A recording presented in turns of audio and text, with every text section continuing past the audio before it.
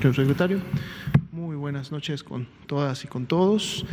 Estamos en el día número 18 de lo que se ha denominado como la nueva normalidad, de donde sabemos que su característica principal es que ahora, para poder regular las actividades que están permitidas o aquellas que deben de continuar con ciertas restricciones para poder todavía mantener la movilidad lo más acorde posible al riesgo, pues se implementa precisamente un semáforo de riesgo COVID para que se puedan comunicar de una manera más visual y más entendible a la población este tipo de acciones.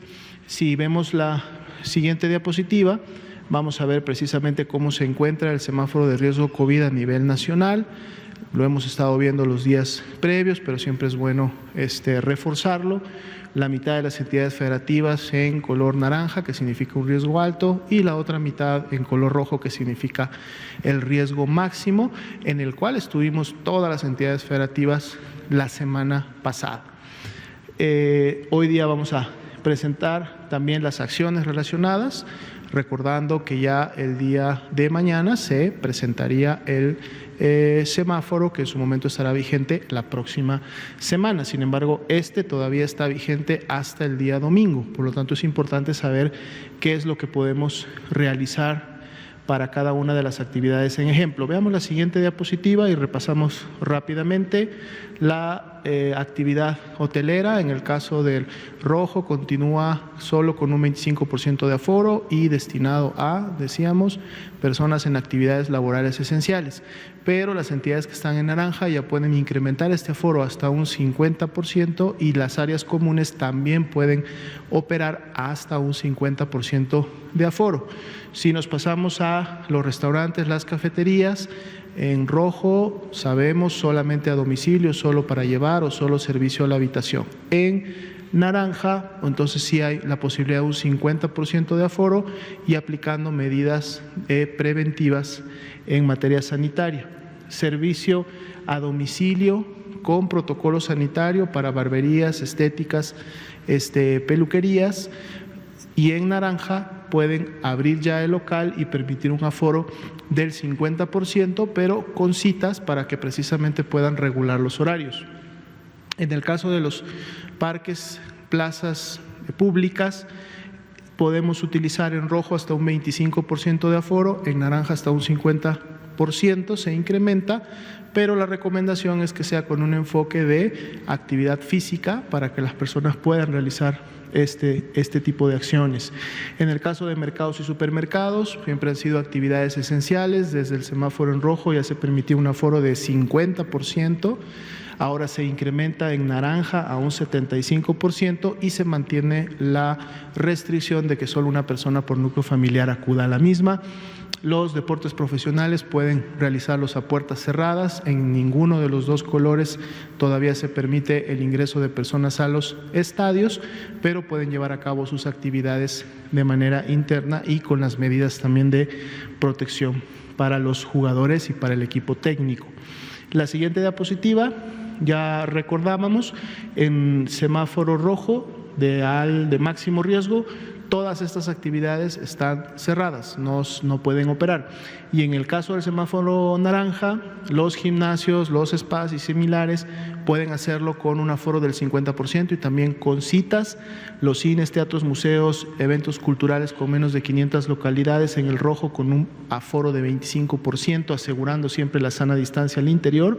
Lo mismo para los centros comerciales, en el naranja con un 25% de aforo, al igual que en los lugares de culto, también asegurando las medidas de sana distancia. Y en el caso de conciertos o grandes congregaciones, bares y similares, continúan cerradas estas actividades en ambos niveles de riesgo. Pasemos a la siguiente diapositiva. Actualizamos el panorama internacional.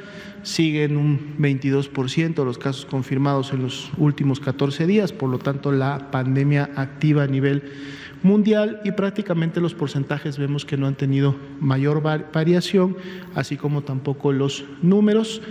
América sigue teniendo el primer lugar y más de la mitad de los casos en los últimos 14 días en el mundo. Veamos la siguiente diapositiva, son los números para México. El día de hoy tenemos un acumulado de casos confirmados, es decir, personas que han dado positiva a la prueba para SARS-CoV-2 de 165.455. Así también 228.248 han dado negativa a la misma prueba, por lo tanto se ha descartado la enfermedad.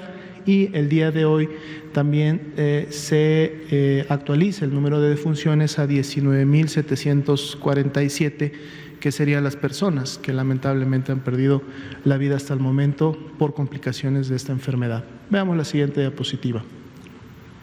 La distribución de la carga acumulada. Vemos que los colores no han tenido mayor cambio. Si vemos la siguiente diapositiva, vamos a ver precisamente el orden descendente y vemos que prácticamente son los mismos estados que se mantienen en los mismos rangos. Veamos el siguiente mapa, que es la distribución de los casos confirmados en los últimos 14 días, estos 23.528. Vemos que los colores van cambiando, algunos de verde a naranja, algunos de rojo a naranja, de naranja a rojo. Recordemos que es una ventana móvil, entonces en la medida como se van confirmando los casos en las últimas 24 horas, pues estos colores cambian. Si vemos la siguiente diapositiva, vemos rápidamente en orden descendente a estas entidades federativas e igual podemos notar que las que se han mantenido a la cabeza en el asunto de cantidad de casos en los últimos 14 días continúan en esas mismas posiciones. Veamos la siguiente diapositiva, que es la distribución de las personas que lamentablemente han fallecido la vida por fecha en la cual sucedió el deceso. Aquí podemos ver también, a su vez, las 1.868 defunciones que están esperando un resultado de laboratorio y cómo estas se encuentran distribuidas, la gran mayoría en los últimos 15 días y algunas todavía en días más posteriores. Lo que podemos notar también es un poco la tendencia, que ya la veníamos comentando en los últimos días, de esta meseta alta que podemos apreciar prácticamente desde la quincena de mayo en adelante. En la siguiente diapositiva tenemos la distribución por entidad federativa donde ocurrió la defunción y así también la expectativa en el color naranja claro del incremento que podemos tener en los siguientes días. En la escala de la izquierda, los números que nos dan esta perspectiva. Veamos la siguiente diapositiva. La curva epidémica de casos confirmados y aún sospechosos.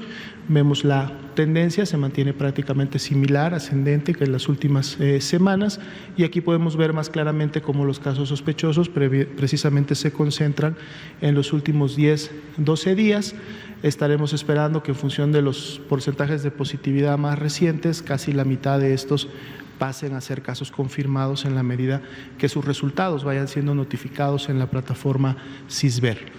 La siguiente diapositiva, tenemos la carga de aún sospechosos distribuida por entidad federativa y ahí podremos notar en las barras de color naranja claro, pues cuáles serían las entidades federativas que están teniendo todavía una carga importante de sospechosos y que en la medida que estos se vayan confirmando podrán ir incrementando la carga de confirmados, que además es acumulada para esta gráfica. Veamos la siguiente diapositiva. La carga acumulada de casos confirmados, 3.5% en relación a lo que teníamos acumulado del día de ayer, fue el crecimiento de las últimas 24 horas, que son 5.662 resultados que se notificaron como positivos en la plataforma, recordando que también están dispersos prácticamente en las mismas proporciones y tiempo, como lo vemos en la gráfica de casos aún sospechosos. Veamos ahora la ocupación y disponibilidad hospitalaria, es otro dato que actualizamos día con día. 96% la tasa de notificación de los 812 hospitales que pudieron llevar a cabo la misma. Básicamente se han mantenido los porcentajes nacionales similares en la última semana, 46% de ocupación para las camas de IRA general y 39% de ocupación para las camas IRA con ventilador. Veamos las siguientes diapositivas, la distribución cómo se da en las entidades federativas.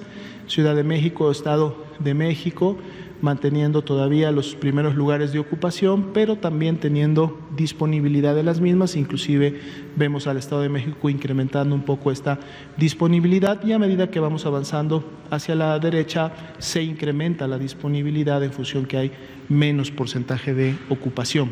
En la siguiente diapositiva veremos la información relacionada a las camas con ventilador, que son para los pacientes más graves o pacientes críticos que requieren de este tipo de atención.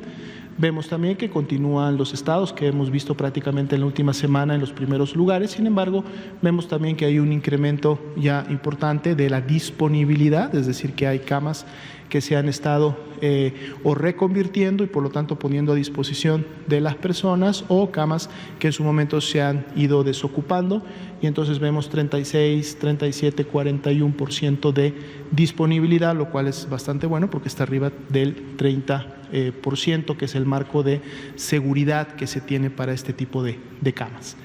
Y en la siguiente y última diapositiva vemos un incremento importante de unidades COVID que hemos tenido del día de ayer para hoy, de 803 a 812. Recordemos que preparar una unidad COVID, hacer la reconversión de sus camas y tenerlas listas para poderlas poner a disposición de la población puede llevar en promedio entre 10 y 12 días. Entonces, dependiendo lógicamente de la cantidad de camas que tenga una unidad.